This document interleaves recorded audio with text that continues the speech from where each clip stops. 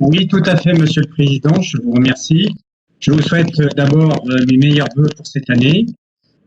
Chers collègues, mesdames et messieurs, la métropole de Lyon est compétente en matière d'ouvrages d'art, notamment de construction, d'entretien des ponts et passerelles. Au total, la métropole a la charge de 735 ouvrages d'art et de franchissement sur son territoire, ce qui représente un enjeu majeur en termes de mobilité et de circulation, tous modes de déplacement confondus. Le projet de programmation pluriannuelle des investissements, soumis au Conseil de la métropole du 25 janvier et de ce jour, n'apporte aucune visibilité durant la période 2020-2026 sur les intentions de la métropole de Lyon en la matière, en dehors d'une mention d'ordre général sur la passerelle Meudon, qui ne précise pas les projets concernés en dehors du pont de Vermouzon dont nous venons de débattre.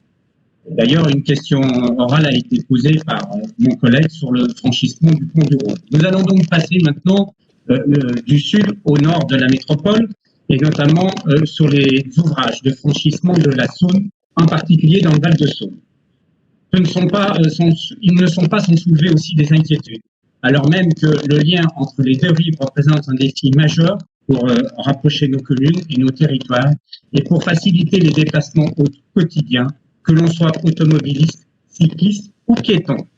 Il s'agit aussi d'un enjeu pour reconquérir le fleuve en lien direct avec les rives de Saône et les projets fluviaux, donc une navette fluviale intégrée au réseau TCL, circulant de l'écluse de Rochetaillé à la confluence.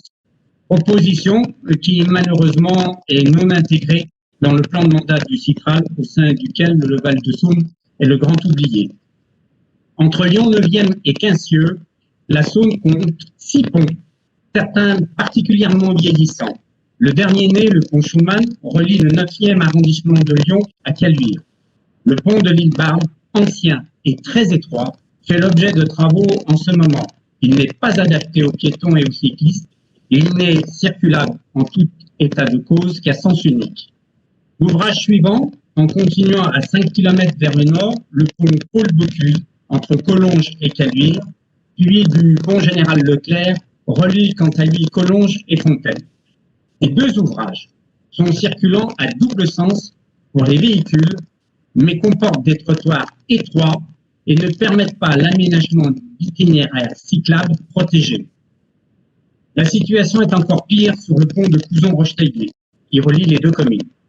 Deux véhicules légers peuvent à peine s'y croiser, et une simple bande très étroite marquée au sol d'un seul côté de la chaussée indique la circulation pour les piétons. Ce pont de tous les dangers a été désigné comme prioritaire pour une restructuration lourde lors du précédent mandat.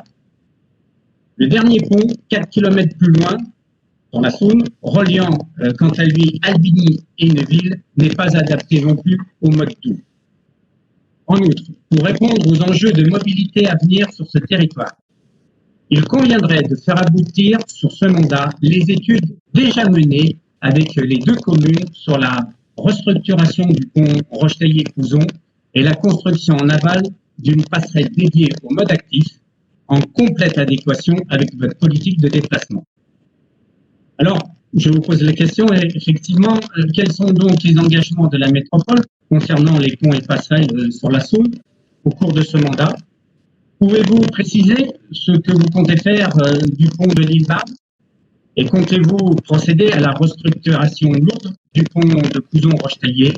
Allez-vous engager également la construction de nouveaux ouvrages de franchissement de la Saône? Je sais que M. Magnon a eu l'occasion de visiter le pont de Couzon-Rochetaillé avec moi